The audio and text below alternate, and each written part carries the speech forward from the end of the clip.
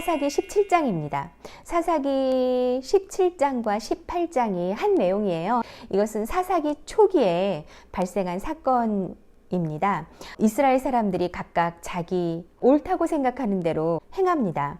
특히 17장과 18장에서는 종교적 타락이 어땠는지를 보여줍니다. 17장에서는 자녀를 위해 신상을 만드는 어머니, 그 자녀는 또 레위 사람을 자신의 개인 제사장으로 만들고 복을 빌게 하는 그런 모습이 그려져 있습니다. 17장 1절 먼저 읽겠습니다. 에브라임 산간 지방에 미가라는 사람이 있었다. 그가 어머니에게 말하였다. 누군가가 은돈 1,100냥을 훔쳐갔을 때 어머니는 그 훔친 사람을 저주하셨습니다. 나도 이 귀로 직접 들었습니다. 보십시오. 그 은돈이 여기 있습니다. 바로 내가 그것을 가져갔습니다. 그러자 그의 어머니는 도리어 이렇게 말하였다. 얘야, 주님께서 너에게 복 주시기를 바란다. 그는 은돈 1,100냥을 어머니에게 내놓았다. 그러자 그의 어머니가 말하였다. 나의 아들이 저주를 받지 않도록 이 은돈을 주님께 거룩하게 구별하여 바치겠다. 이 은돈은 은을 입힌 목상을 만드는 데 쓰도록 하겠다. 그러니 이 은돈을 너에게 다시 돌려주마. 그러나 미가는 그 돈을 어머니에게 돌려주었다. 그의 어머니가 은돈 200냥을 은장이에게 주어 조각한 목상에 은을 입힌 우상을 만들게 하였는데 그것을 미가의 집에 놓아두었다. 미가라는 이 사람은 개인 신당을 가지고 있었다. 에봇과 드라빔 신상도 만들고 자기 아들 가운데서 하나를 제사장으로 삼았다. 그때 이스라엘에 왕이 없었으므로 사람들은 저마다 자기의 뜻에 맞는 대로 하였다. 유다 지파에 속한 유다 땅 베들레헴에 한 젊은이가 있었는데 그는 레위 사람으로서 그곳에 잠시 살고 있었다. 그 사람이 자기가 살던 유다 땅 베들레헴을 떠나 있을 곳을 찾다가 에브라임 산간 지방까지 와서 미가의 집에 이르렀다. 미가가 그에게 물었다. 젊은이는 어디서 오시는 길이요? 그가 대답하였다. 나는 유다 땅 베들레헴에 사는 레위 사람인데 있을 곳을 찾아다니고 있습니다. 미가가 그에게 말하였다.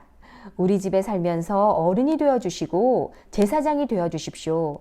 1년에 은돈 10냥을 드리고 옷과 먹을거리를 드리겠습니다. 이 말을 듣고 그 젊은 레위 사람은 안으로 들어갔다. 그 젊은 레위 사람은 미가와 함께 살기로 하고 미가의 친아들 가운데 하나처럼 되었다. 미가가 그 레위 사람을 거룩하게 구별하여 세우니 그 젊은이는 미가 집안의 제사장이 되어 그의 집에서 살았다. 그래서 미가는 자기가 이제 레위 사람을 제사장으로 삼았으니 주님께서 틀림없이 자기에게 복을 주실 것이라고 생각하였다. 아멘.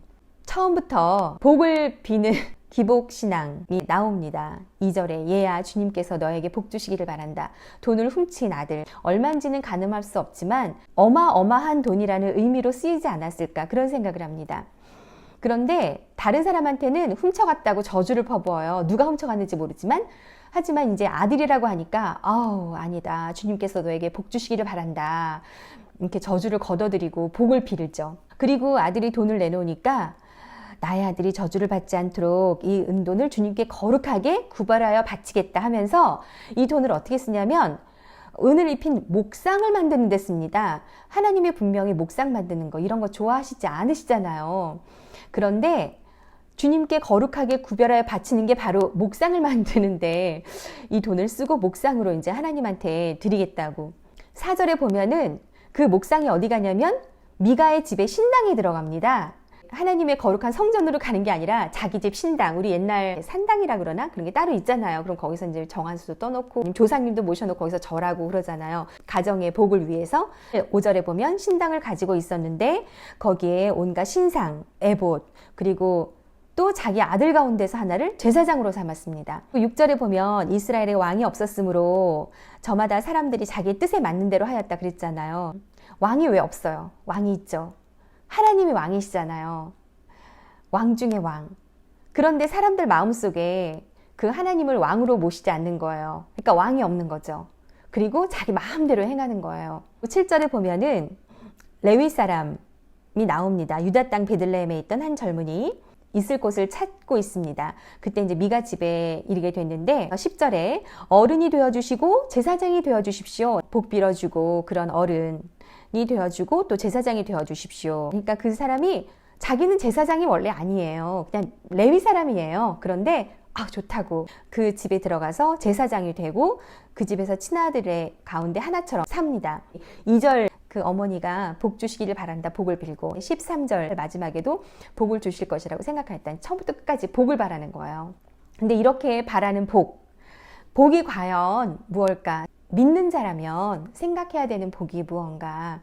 복은 만복의 근원 하나님 그러셨잖아요. 모든 복의 근원은 하나님이세요. 하나님이 안 계시면 그거는 어떤 것이든 복이 아닌 화가 되는 거예요. 하나님이 안 계신 재물이 복이겠어요? 언젠가 자기에게 화로 돌아와요. 그리고 하나님이 안 계신 권력이 복이겠나요? 그것도 언젠가 자기에게 부메랑처럼 자기를 비수꽂습니다. 하나님 믿지 않는 자녀, 아무리 공부 잘하고 좋은 대학 가고 그리고 또 좋은 직장 아니면 사업을 해서 돈을 많이 번다고 해요. 하지만 하나님 없으면 다 물거품 것 같아요. 저도 어려움이 있었으니까 말씀드리는 거예요. 어려움도 시간이 지나놓고 보니까 그게 참 감사하고 기쁜 시간이었더라고요.